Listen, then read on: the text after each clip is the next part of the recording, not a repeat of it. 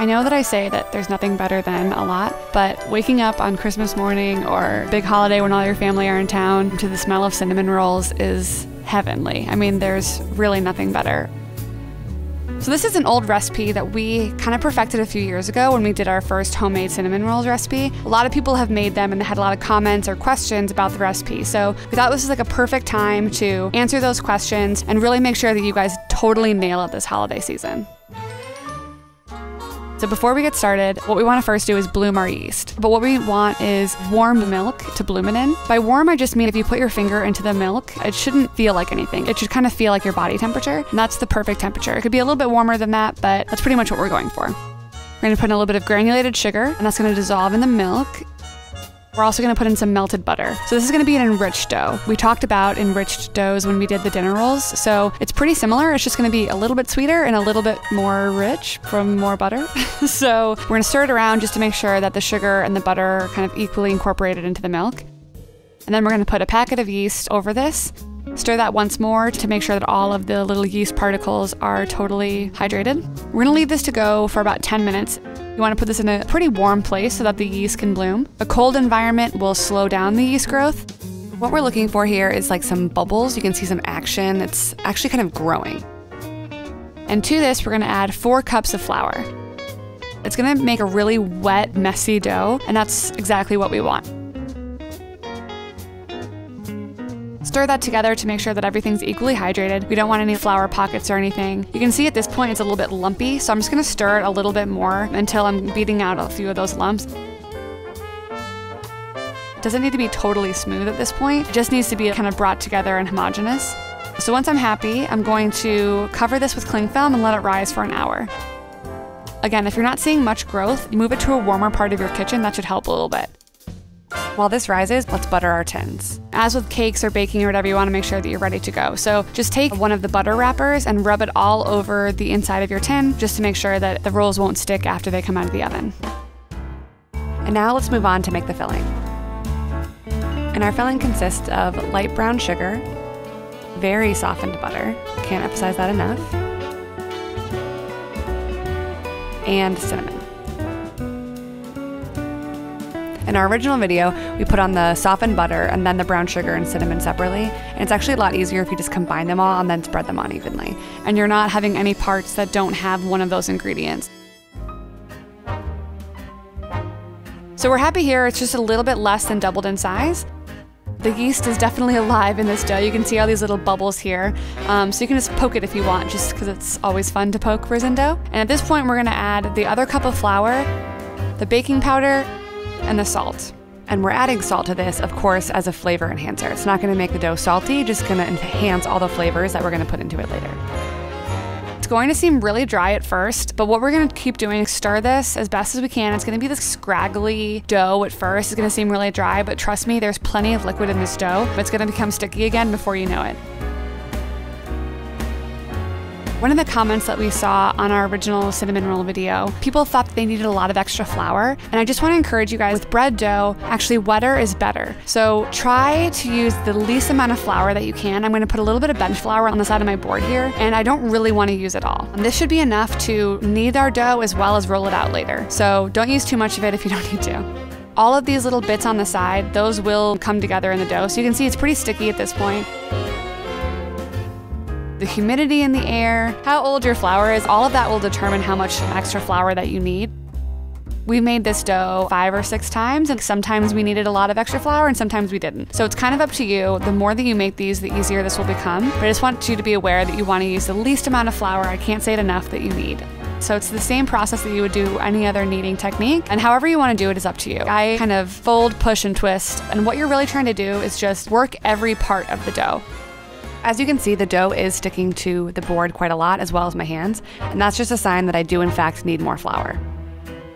So I'm going to sprinkle a little bit over, a little on the board as well, work that in before I add any more. So you really want to be kneading for about 10 minutes until the dough is super smooth. It is bouncing back when you push your finger into it.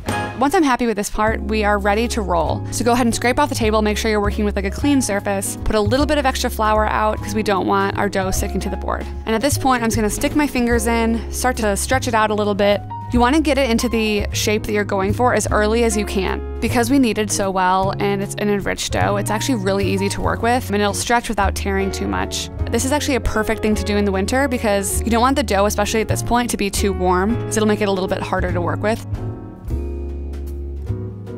I'm always pulling and then I'm using my bench scraper, or if you have like a spatula at home, I mean, you can use a lot of different things, anything that's straight. I just want to make sure that we have pretty tight corners. So when we get to that stage, it's just going to be much easier to work with if you're working with a really nice rectangle shape. I actually like to plop the filling down in little sections instead of kind of putting it all in one place and then moving it around. It's just a lot easier to spread. You can see that I'm really spreading this all the way to the edge. If you have an even layer, you'll get that really, really nice shape as well when you roll it up. So take your time here. It's really satisfying to spread because it's like so buttery, honestly.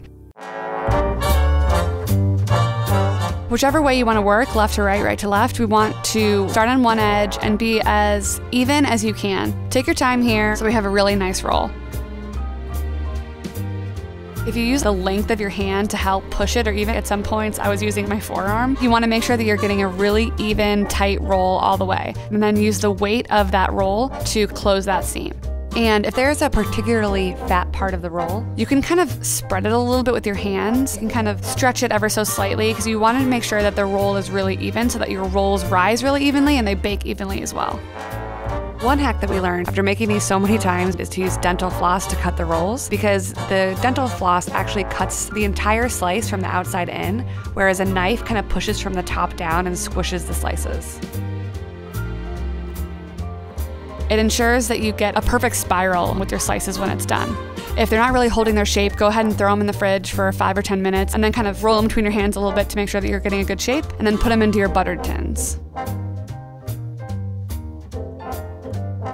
This is kind of as much as you can fit in there. You don't want to jam pack them too much because these are going to expand a little bit more once we proof them. Proofing is just kind of like that second rise before they go into the oven. So it's okay, there's a little bit of space here. The rolls will expand a little bit.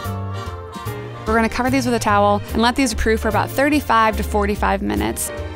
This is a good place if you were doing these ahead of time to freeze them. So before they proof, cover them with cling film, put them in the freezer. These can stay in the freezer up to 3 months. And then when you're ready for them, you can defrost them in the fridge overnight, or you can leave them out for a few hours at room temperature. Go ahead and throw them in the oven. They might take a little bit longer, depending how cold they are when you put them in, but just keep an eye on them. They're still like just as good out of the freezer, so.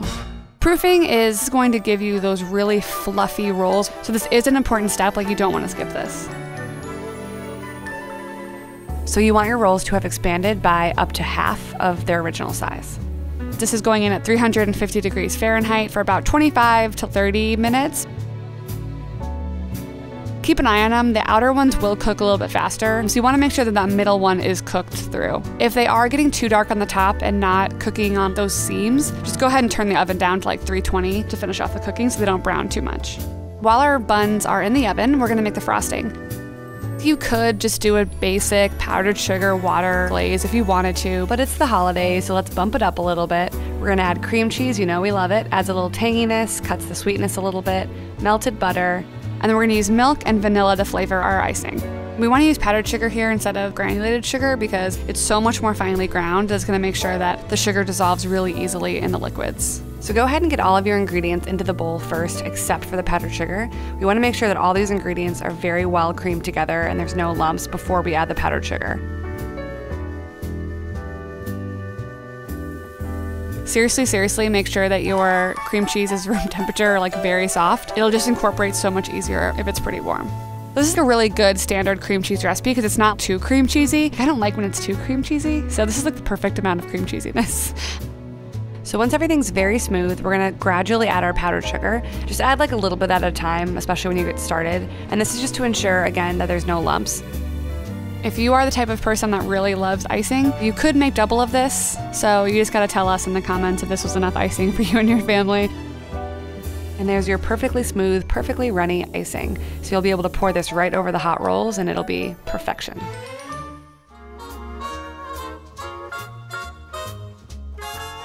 Once they come out of the oven, you want to make sure that you're not putting the glaze on when they're too hot. Leave them to cool for like at least 10 minutes, because if you put the icing on when it's too warm, the icing is just going to completely melt and it's not going to be like that really nice glaze on top. And now for the fun part, the drizzling over. I start on the outside and go towards the middle, but it's kind of up to your preference, how much you like kind of drowning in icing, if you only like a little bit. You can use the back of a spoon to kind of spread the rest of the icing out, just so that every little nook and cranny gets a little bit of icing. You could also just put this on the table and let people put their icing on it themselves if you want. This is like, whew, gorgeous. I mean, look at that icing on those rolls.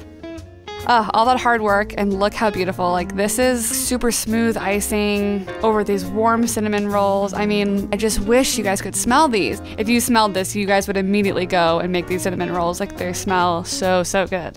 This is one of our original Tasty recipes that we just really love and have become family favorite here at Tasty, so we hope you enjoy them as much as we did.